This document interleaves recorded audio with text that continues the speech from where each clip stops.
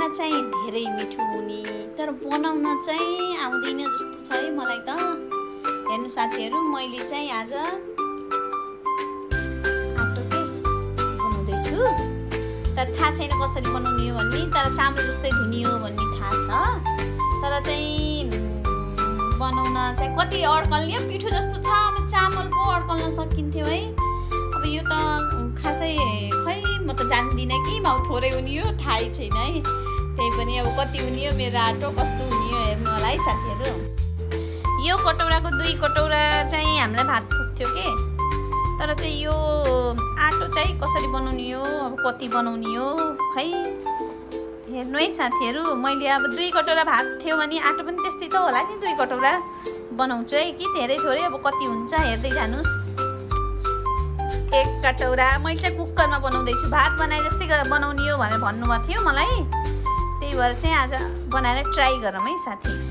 तपाईँहरूलाई कतिको मनपर्छ, अब मलाई त मनपर्छ यो धेरै नै। अब हेरौँ, ए 2 ल मैले त पिठो हो सबै माथि उत्रिन्छ भनेको त नउत्रिँदो रहेछ। हेर्नु न साथीहरू, त म त उत्रिन्छ कि घोलिन्छ कि जस्तो लागेको के। मैले पहिलोचोटि है बनाएको, हाँसो नउठाउनु है। चामललाई पनि 3 पानीले धुन्थेँ मैले, यसलाई पनि 3 पानीले धोएँ साथीहरू। अब जानियो कि पिठो चाहिँ सलल्ल जस्तो लाग्ने कि डरै लाग्ने त। पानी त मलाई अड्कल्न आउँदैन, अब यति हालिछु कि अब किलो हलुवा हुने हो, अब थाहा छैन। सुरुचोटि बनाउँदैछु है मैले। कहिलेकाहीँ खानामा हामीले चाहिँ यस्ता चिज खानुपर्छ के, अनि राम्रो हुन्छ। तर मलाई चाहिँ बहुत मनपर्छ है। तपाईँहरूलाई के लाग्छ कमेन्टमा लेख्नु होला।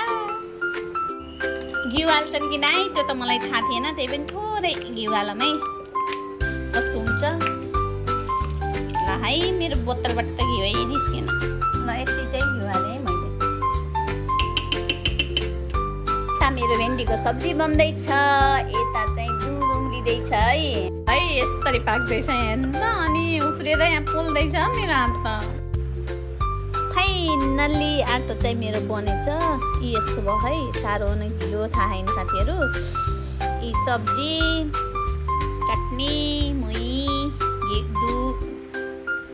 दही, दुध, अब केसँग खाने हो। तपाईँहरूलाई केसँग खाएको मनपर्छ। अब मैले त यस्तरी हो के खाने, मुछेर यसरी गराएर अब यसरी खानुहुन्छ र न दहीसँग खाने।